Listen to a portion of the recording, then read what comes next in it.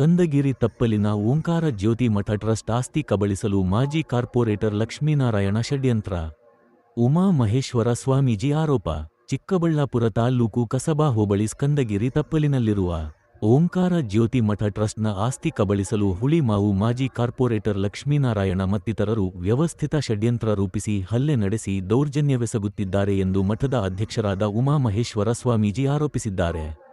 ಸುದ್ದಿಗೋಷ್ಠಿಯಲ್ಲಿ ಮಾತನಾಡಿದ ಅವರು, ಮಠದ ಆಸ್ತಿಯನ್ನು ಬಲವಂತವಾಗಿ ಪಡೆಯಲು ಲಕ್ಷ್ಮೀನಾರಾಯಣ ಮತ್ತಿತರರ ನೂರಾರು ಮಂದಿ ಜನವರಿ 10ರಂದು ಮಠಕ್ಕೆ ಏಕಾಏಕ ದಾಳಿ ಮಾಡಿ ತಮ್ಮ ಮೇಲೆ ಹಲ್ಲೆ ನಡೆಸಿ ಅವಾಚ್ಯ ಶಬ್ದಗಳಿಂದ ನಿಂದಿಸಿ ನಮ್ಮನ್ನು ಕೊಠಡಿಯಲ್ಲಿ ಕೂಡಿಹಾಕಿ ಮಠದಿಂದ ಒಕ್ಕಲೆಬ್ಬಿಸಲು ಪ್ರಯತ್ನ ನಡೆಸಿದರು. ಜನವರಿ 10ರಂದು ಘಟನೆ ನಡೆದಿದ್ದು ಪೊಲೀಸರಿಗೆ ದೂರು ನೀಡಲಾಗಿದೆ. ಇದಕ್ಕೂ ಮೊದಲು ಕಳೆದ ಡಿಸೆಂಬರ್ 17ರಂದು ಇದೇ ವ್ಯಕ್ತಿಗಳು ತಮ್ಮನ್ನು ನಿಂದಿಸಿ ಕೊಲೆ ಬೆದರಿಕೆ ಹಾಕಿದ್ದರು. ಆಗಲೂ ದೂರು ನೀಡಿದ್ದೆವು. ಆದರೆ ಈವರೆಗೆ ಹಲ್ಲೆ ನಡೆಸಿ ದೊಂಬಿ ಗಲಾಟೆ ಮಾಡಿದವರ ಮೇಲೆ ಯಾವುದೇ ಕ್ರಮ ಆಗಿಲ್ಲ. ದೌರ್ಜನ್ಯವೆಸಗಿದ ಹಾಗೂ ಕರ್ತವ್ಯ ನಿರ್ಲಕ್ಷ್ಯ ಮಾಡಿದ ಪೊಲೀಸರ ವಿರುದ್ಧ ಸೂಕ್ತ ಕಾನೂನು ಕ್ರಮ ಕೈಗೊಂಡು ಮಠದ ಆಸ್ತಿ ರಕ್ಷಿಸಬೇಕು ಎಂದರು. ಮರಿಯಪ್ಪ ಎಂಬುವರು 26 ವರ್ಷಗಳ ಹಿಂದೆ ಇಲ್ಲಿ 2.12 ಗುಂಟೆ ಜಮೀನು ಖರೀದಿಸಿ ಮಠ ಸ್ಥಾಪಿಸಿದರು. ಬಳಿಕ ಅವರ ಪತ್ನಿ ಸಾಧ್ವಿ ಜಯಮ್ಮ ಅವರು ಮಠದ ಜವಾಬ್ದಾರಿ ಹೊಣೆ ಹೊತ್ತುಕೊಂಡರು. ಬಳಿಕ ತಮಗೆ ಇದೇ ತಿಂಗಳ 9ರಂದು ಪಟ್ಟಾಭಿಷೇಕ ಸಮಾರಂಭ ನೆರವೇರಿತು. ತಾವು ಪೀಠಾಧಿಪತಿಯಾಗಿದ್ದು ಸಾಧ್ವಿ ಜಯಮ್ಮ ಗೌರವಾಧ್ಯಕ್ಷರಾಗಿದ್ದಾರೆ. ಆದರೆ ನಮ್ಮ ಮೇಲೆ ದಾಳಿ ಮಾಡಿದವರು ಹಿಂದೆಂದೂ ಮಠದ ಬಳಿ ಬಂದಿರಲಿಲ್ಲ. ಇದೀಗ ತಾವು ಜಯಮ್ಮ ಅವರ ರಕ್ತ ಸಂಬಂಧಿ, ಮಠ ತೆರವುಗೊಳಿಸಬೇಕು, ಈ ಜಾಗ ತಮ್ಮದು ಎಂದು ಗಲಾಟೆ ಮಾಡುತ್ತಿದ್ದಾರೆ. ಇಷ್ಟೆಲ್ಲ ದೌರ್ಜನ್ಯ ನಡೆಯುತ್ತಿದ್ದರೂ ಸರ್ಕಾರ ಹಾಗೂ ಪೊಲೀಸರು ಮೂಕ ಪ್ರೇಕ್ಷಕರಾಗಿರುವುದು ತಮಗೆ ಅತೀವ ನೋವುಂಟು ಮಾಡಿದೆ ಎಂದರು. ಮಾಜಿ ಪಾಲಿಕೆ ಸದಸ್ಯ ಲಕ್ಷ್ಮೀನಾರಾಯಣ ಅವರ ಜೊತೆ ಪಾರ್ಥ ಸಾರಥಿ, ಲೀಲಾ, ಚಂದ್ರಶೇಖರ್, ವೆಂಕಟರೆಡ್ಡಿ, ಗೋಪಿನಾಥ್, ಪ್ರಕಾಶ, ಗುರುಪ್ರಸಾದ, ಸೂರ್ಯ ಎಂಬುವರು ನಿರಂತರವಾಗಿ ತಮಗೆ ಮತ್ತು ಮಠದ ಟ್ರಸ್ಟಿಗಳಿಗೆ ಕರೆ ಮಾಡಿ ಕಿರುಕುಳ ನೀಡುತ್ತಿದ್ದಾರೆ. ದಾಳಿಯಿಂದ ತಮಗೆ ಗಂಭೀರ ಗಾಯಗಳಾಗಿದ್ದು ಆಸ್ಪತ್ರೆಗೆ ದಾಖಲಾಗಿ ಚಿಕಿತ್ಸೆ ಪಡೆದಿದ್ದೇನೆ. ಪೊಲೀಸರು ಸೂಕ್ತ ಕ್ರಮ ಕೈಗೊಳ್ಳದಿದ್ದರೆ ಮಾನವ ಹಕ್ಕುಗಳ ಆಯೋಗಕ್ಕೆ ದೂರು ನೀಡುವ ಜೊತೆಗೆ ಕಾನೂನು ಹೋರಾಟ ನಡೆಸುತ್ತೇವೆ ಎಂದು ಮಠದ ಅಧ್ಯಕ್ಷ ಉಮಾ ಮಹೇಶ್ವರ ಸ್ವಾಮೀಜಿ ಎಚ್ಚರಿಕೆ ನೀಡಿದರು. ಭಾರತಿ ಸ್ವಾಮೀಜಿ ರಾಮವಳ್ಳಿ ಸಿದ್ಧಾರೂಢ ಮಿಷನ್ನ ಅಧ್ಯಕ್ಷ. ಈಗ ಚಿಕ್ಕಬಳ್ಳಾಪುರ ಜಿಲ್ಲೆಯ ಕಳವಾರ ಗ್ರಾಮದಲ್ಲಿ ಓಂಕಾರ ಜ್ಯೋತಿ ಮಠ ಇದೆ. ಆ ಮಠದ ಅಧಿಪತಿಗಳು ಉಮಾಮಹೇಶ್ವರ ಸ್ವಾಮೀಜಿಗಳು. ಈ ತಿಂಗಳ 10ನೇ ತಾರೀಕು ಸ್ವಾಮೀಜಿಗಳವರ ಹುಟ್ಟಹಬ್ಬ ಇತ್ತು. ನಾವೆಲ್ಲ ಅವರಿಗೆ ಶುಭಾಶಯ ಹೇಳಲಿಕ್ಕೆ ಸೇರಿದ್ದೆವು. ಇದ್ದಕ್ಕಿದ್ದಂತೆ ಸುಮಾರು 100ರಿಂದ 150 ಜನರು ದಾಳಿ ಮಾಡಿ ಸ್ವಾಮೀಜಿಗಳ ಮೇಲೆ ಹಲ್ಲೆ ಮಾಡಿ, ಈಗ ಮಹಿಳೆಯರ ಅಕ್ಕನವರ ಮೇಲೆ ಕೂಡ ಅವಾಚ್ಯ ಶಬ್ದದಿಂದ ನಿಂದಿಸಿ, ನಮ್ಮೆಲ್ಲರನ್ನು ಕೂಡ ನಿಂದಿಸಿ ಒತ್ತಾಯಪೂರ್ವಕವಾಗಿ ಅವರ ಹೆಬ್ಬೆಟ್ಟಿನ ಸಹಿಯನ್ನು ತಗೊಂಡು ಏನೇನೋ ಬರೆಸ್ಕೊಂಡಿದ್ದಾರೆ. ಅಂದರೆ ಇದರ ಉದ್ದೇಶ ಏನು ಅಂದರೆ, ಈ ಮಠಕ್ಕೆ 2 ಎಕರೆ 12 ಗುಂಟೆ ಜಮೀನಿದೆ. ಇದು ಬೆಲೆ ಬಾಳ್ತಕ್ಕಂಥದ್ದು. ಈ ಪ್ರಾಪರ್ಟಿಯನ್ನು ಕಬಳಿಸ್ಬೇಕು ಅಂತಕ್ಕಂಥದ್ದು. ಇಲ್ಲಿ ಹುಳಿಮಾವಿನಲ್ಲಿ ಇರ್ತಕ್ಕಂಥ ವಕೀಲರಾಗಿರ್ತಕ್ಕಂಥ ಪಾರ್ಥ ಸಾರಥಿ ಮತ್ತು ಆ ಹುಳಿಮಾವಿನ ಮಾಜಿ ಕೌನ್ಸಿಲರ್ ಆಗಿರ್ತಕ್ಕಂಥ ಲಕ್ಷ್ಮೀನಾರಾಯಣ ಅವರು, ಇವರಿಬ್ಬರು ಈ ಷಡ್ಯಂತ್ರವನ್ನು ಮಾಡಿ ಆಸ್ತಿಯನ್ನು ಕಬಳಿಸಲಿಕ್ಕೆ ಇದನ್ನು ನಡೆಸಿದ್ದಾರೆ. ಈ ದೌರ್ಜನ್ಯವನ್ನು ನಡೆಸಿದ್ದಾರೆ. ಸ್ವಾಮೀಜಿ ಅವರು ಹಾಸ್ಪಿಟಲೈಸ್ ಆದ್ದರಿಂದ ಅವರು ಚಿಕಿತ್ಸೆಗೆ ಹೊರಗಡೆಗಿದ್ದರು. ಇದ್ದಕ್ಕಿದ್ದಂತೆ 17ನೇ ತಾರೀಕಿಗೆ ಅಮ್ಮ ದೈವಾಧೀನರಾಗಿದ್ದಾರೆ, ಜಯಮ್ಮ. ಇದು ಒಂದು ಅಸಹಜ ಸಾವು. ಈ ಸಾವಿನ ಹಿಂದೆ ಈ ಷಡ್ಯಂತ್ರ ಹೆಣದಂಥವರ ಕೈವಾಡ ಇದೆ. ಆದ್ದರಿಂದ ಇದರ ಮೇಲೆ ಕಾನೂನಿನ ಕ್ರಮ ತೆಗೆದುಕೊಳ್ಬೇಕು.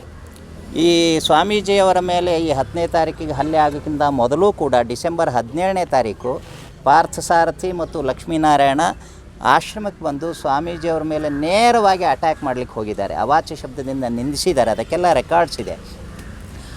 ಆವತ್ತಿನ ದಿನವೂ ಸ್ವಾಮೀಜಿ ಕಂಪ್ಲೇಂಟ್ ಕೊಟ್ಟಿದ್ದಾರೆ. FIR ಆಗಿಲ್ಲ, ಬರೀ NCR ಮಾಡಿದ್ದಾರೆ.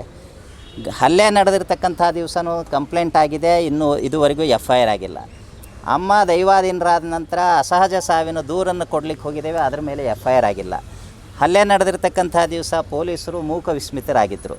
ಅದಕ್ಕೆ ನಾವು ಈ ಮಾಧ್ಯಮದ ಮೂಲಕ ಏನು ಕೇಳ್ತೇವೆ ಅಂದರೆ, ಮೂಕ ವಿಸ್ಮಿತರಾಗಿರ್ತಕ್ಕಂಥ ಪೊಲೀಸರನ್ನು ಸಸ್ಪೆಂಡ್ ಮಾಡಬೇಕು. ಹಲ್ಲೆ ಮತ್ತು ಷಡ್ಯಂತ್ರವನ್ನು ನಡೆಸಿರ್ತಕ್ಕಂಥವರನ್ನು ಅರೆಸ್ಟ್ ಮಾಡಬೇಕು, FIR ಆಗಿ ಅರೆಸ್ಟ್ ಮಾಡಬೇಕು. ಮಠದ ಆಸ್ತಿಯನ್ನು ಕಬಳಿಸುವ ಏನು ಹುನ್ನಾರ ಇದೆಯೋ ಇದನ್ನು ವಿಫಲಗೊಳಿಸಬೇಕು. ಸ್ವಾಮೀಜಿಯವರು ನೆಮ್ಮದಿಯಿಂದ ಮಠದಲ್ಲಿದ್ದು ಅಧ್ಯಾತ್ಮ ಕಾರ್ಯ ಚಟುವಟಿಕೆಗಳನ್ನು ಮುನ್ನಡೆಸ್ಕೊಂಡು ಹೋಗಲಿಕ್ಕೆ ಅಗತ್ಯವಾಗಿರ್ತಕ್ಕಂಥ ಎಲ್ಲ ಭದ್ರತೆಗಳನ್ನು ಸರ್ಕಾರ ಒದಗಿಸಬೇಕು. ಲಕ್ಷ್ಮೀನಾರಾಯಣ ವಿಶೇಷ ಪಾತ್ರ ಏನಿದೆ ಅಲ್ಲ, ಅವ್ರಿಗೆ ಯಾವ ರೀತಿಯಲ್ಲಿ ಬೆನಿಫಿಟ್ ಆಗುತ್ತೆ ಅಂತ ಅದು ನೋಡಿ, ಈಗ ಈ ಇಲ್ಲ ಪಾರ್ಥಸಾರಥಿ ಅವ್ರಿಗೂ ಯಾವ ರೀತಿಯಲ್ಲಿ ಅವ್ರಿಗೆ ಇದರಿಂದ ಲಾಭ ಹೇಗೆ ಮಾಹಿತಿ ಬಂತು? ಈ ಜಯಮ್ಮನವರು ಮತ್ತು ಈ ಮರಿಯಪ್ಪ ಸ್ವಾಮಿಗಳು ಮೊದಲು ಹುಳಿಮಾವಿನಲ್ಲಿದ್ದರು. ಅಲ್ಲಿ ಪಾರ್ಥಸಾರಥಿಯ ಮತ್ತು ಲಕ್ಷ್ಮೀನಾರಾಯಣವರ ಸಂಪರ್ಕ. ಜಯಮ್ಮನವರು ಇನ್ನೊಂದು ಪ್ರಾಪರ್ಟಿ ಹುಳಿಮಾವಿನಲ್ಲಿತ್ತು. ಆ ಪ್ರಾಪರ್ಟಿಯನ್ನು ಲಕ್ಷ್ಮೀನಾರಾಯಣವರು ತೊಗೊಂಡಿದ್ದಾರೆ. ಸರಿಸುಮಾರು 10-15 ಕೋಟಿ ರೂಪಾಯಿ ಬೆಲೆ ಬಾಳತಕ್ಕಂಥ ಆಸ್ತಿ ಅದು. ಆದರೆ ಈ ಹಣ ಅಮ್ಮನವರಿಗೆ ಸಿಕ್ಕಿಲ್ಲ. ಈ ಪಾರ್ಥಸಾರಥಿ ಮತ್ತು ಲಕ್ಷ್ಮೀನಾರಾಯಣ ಅವರು ಇವರಿಬ್ಬರು ಸೇರಿ ಹೆಣೆದಿರ್ತಕ್ಕಂಥ ಇದು ಷಡ್ಯಂತ್ರ. ಇದು ದೊಡ್ಡಬಳ್ಳಾಪುರದಲ್ಲಿ ಒಂದು ಅಕೌಂಟ್ ಓಪನ್ ಮಾಡಿಸಿದ್ದಾರೆ, ಅಮ್ಮ ಮತ್ತು ಪಾರ್ಥಸಾರಥಿಯ ಜಾಯಿಂಟ್ ಹೆಸರಿನಲ್ಲಿ. ಸ್ವಾಮೀಜಿಯವರಿದ್ದಾರೆ, ಅವರು ಉತ್ತರಾಧಿಕಾರಿಗಳಿದ್ದಾರೆ. ಇವ್ರ ಗಮನಕ್ಕೆ ಯಾವುದೇ ವಿಚಾರವನ್ನು ತಂದಿಲ್ಲ. ಆಗ ಜಾಯಿಂಟ್ ಅಕೌಂಟ್ ಓಪನ್ ಮಾಡಿ ಅದರಲ್ಲಿ ಎಷ್ಟು ಹಣ ಇಟ್ಟಿದ್ದಾರೆ, ಈ ಅಕೌಂಟ್ ನಂಬರ್ ಏನು ಅನ್ನೋದು ಸ್ವಾಮೀಜಿಗೆ ಮಾಹಿತಿ ಇಲ್ಲ. ಇವ್ರನ್ನ ಕಗ್ಗತ್ತಲೆಯಲ್ಲಿ ಇಟ್ಬಿಟ್ಟು ಆ ಹಣವನ್ನು ತಲುಪಿಸಿಲ್ಲ. ಸ್ವಾಮೀಜಿಯವರು ಒಂದು ದಿವಸ ಪ್ರಸ್ತಾಪ ಮಾಡಿದ್ದಾರೆ ಹಣಕಾಸಿನ ವಿಷಯಕ್ಕೆ. ಇವರಿದ್ದರೆ ನಮ್ಮ ಹಣಕಾಸಿಗೆ ಮುಳುವಾಗ್ತದೆ, ಈಗಾಗಲೇ ಹಣ ನುಂಗಿದ್ದಾರೆ, ಇನ್ನಷ್ಟು ಹಣ ಚೆಲ್ಲಿ ಈ ರಕ್ತ ಸಂಬಂಧಿಕರನ್ನ ಎತ್ತು ಕಟ್ಟಿ ದಾಳಿ ಮಾಡಿ ಸ್ವಾಮೀಜಿಯವ್ರನ್ನ ದೂರಕ್ಕೆ ತಳ್ಳಿಬಿಟ್ರೆ ಆಸ್ತಿಯನ್ನು ಕಬಳಿಸ್ಬೋದು. ಹುಳಿ ಮಾವಿನ ಆಸ್ತಿ ಮೇಲೆ ಏನಾದರೂ ಕೇಸು ಏನಾದರೂ ಹಾಕಿದ್ರೆ ಜಯಮ್ಮ ಅವರು? ಇಲ್ಲ ಅನಿಸುತ್ತೆ, ಇಲ್ಲ ಕೇಸ್ ಇಲ್ಲ. ಹಾಂ, ಪಾಪ ಬಂದಿಲ್ಲ, ದುಡ್ಡಿಲ್ಲ ಬಂದಿಲ್ಲ. ದ್ವೇಷದಲ್ಲಿ ಏನಾದರೂ ಇದಕ್ಕೆ ಮಾಡಿರಬಹುದಾ? ಯಾರ ಮೇಲೆ? ಲಕ್ಷ್ಮೀನಾರಾಯಣ ಅವರು ಅಂತ. ಅದೇನೇ ಈ ಸ್ವಾಮೀಜಿಗಳು ಹಣಕಾಸು ಕೇಳ್ತಾರೆ, ಹಣ ಕೊಡಬೇಕಾಗ್ತದೆ ಅನ್ನುವಂಥದ್ದು ದ್ವೇಷ, ಸ್ವಾಮಿಗಳ ವಿರುದ್ಧ ದ್ವೇಷ. ಈ ಲಕ್ಷ್ಮೀನಾರಾಯಣ ಬಂದು ಹೋಗಿ ಮಾಡ್ತಾ ಇದ್ರ ಆಶ್ರಮ? ಹಾಂ, ಬಂದು ಹೋಗಿ ಮಾಡ್ತಿದ್ವಿ. ಸ್ವಾಮೀಜಿಗಳ ಮೇಲೆ ನೇರವಾಗಿ ಅವಾಚ್ಯ ಶಬ್ದದಿಂದ ನಿಂದನೆ ಮಾಡಿ ಹೊಡಿಲಿಕ್ಕೆ ಹೋಗಿದ್ದಾರೆ ಲಕ್ಷ್ಮೀನಾರಾಯಣ ಅವರು. ನಾನು ಕೇಳಿದೆ ಅವರೊಬ್ಬರು ರೌಡಿ ಸೀಟ್ರ್ನಲ್ಲಿ ಇದ್ದಾರೆ ಅಂತ. ಇದೇ ನನಗೂ ಪಕ್ಕ ಮಾಹಿತಿ ಇಲ್ಲ, ಒಟ್ಟು ರೌಡಿ ಸೀಟ್ರ್ನಲ್ಲಿ ಅವ್ರ ಹೆಸರಿದೆ ಅಂತ ಹೇಳ್ತಿದ್ದಾರೆ. ಅಲ್ಲಿ ಕರೆಯೋದು ಗುಂಡಣ್ಣ ಅಂತಲೇ ಹಾಂ, ಕರೀತಾರೆ. ಸರಿ. ಒಟ್ಟಾರೆ ಆಸ್ತಿ ಕಬಳಿಸ್ತಕ್ಕಂಥ ಹುನ್ನಾರ ಇದು. ಅದಕ್ಕೋಸ್ಕರ ಸಾರ್ವಜನಿಕವಾಗಿ ತಪ್ಪು ಸುದ್ದಿಯನ್ನು ಹಡಿಸಿದ್ದಾರೆ. ಆಸ್ತಿಯನ್ನು ಸ್ವಾಮೀಜಿಯವರು ತಮ್ಮ ವೈಯಕ್ತಿಕ ಹೆಸರಲ್ಲಿ ಮಾಡ್ಕೊಂಡಿದ್ದಾರೆ ಅಂತ. ನಿಮ್ಮ ಹತ್ರ ಎಲ್ಲ ದಾಖಲೆಗಳಿವೆ, ದಾಖಲೆಯನ್ನು ಸ್ಪಷ್ಟವಾಗಿ ನೋಡಿ. RTCಯಲ್ಲಿ ಮಠದ ಟ್ರಸ್ಟ್ ಅಧ್ಯಕ್ಷರ ಪರವಾಗಿ ಅಂತ ಹೇಳಿ ಸ್ವಾಮೀಜಿ ಹೆಸರಿನಲ್ಲಿದೆ ಹೊರತಾಗಿ ಬರೀ ಸ್ವಾಮೀಜಿಯವರ ಹೆಸರು ದಾಖಲಾಗಿಲ್ಲ. ತಪ್ಪು ಅಭಿಪ್ರಾಯ. ಲಕ್ಷ್ಮೀನಾರಾಯಣ ಏನಾದರೂ ರಾಜಕೀಯದ್ದೇನಾದರೂ ಒಂದು ಉಪಯೋಗಿಸ್ಕೊತಾ ಇದ್ದಾರೆ? ಹೌದು, ರಾಜಕೀಯ ಹಣ ಇದೆಯಲ್ಲ, ಕೋಟಿಗಟ್ಟಲೆ ಹಣ ಇರುವಾಗ ಬಿಟ್ಟು ಹಣ, ಅದು ಕೊಡಬೇಕಾದ ಹಣ ತನ್ನ ಹತ್ರ ಇದೆ, ಅದು ಹಣ ಚೆಲ್ಲಿ ಬಿಟ್ಟು ಇದನ್ನೆಲ್ಲ ಮಾಡಿಸ್ತಾ ಇದ್ದಾರೆ. ಹಣ ಏನು ಬೇಕಾದರೂ ಮಾಡ್ತದಲ್ಲ ಈಗಿನ ಕಾಲದಲ್ಲಿ. ಹಣ ಅಧಿಕಾರ ಎರಡಿದ್ರೆ ಸಾಕು.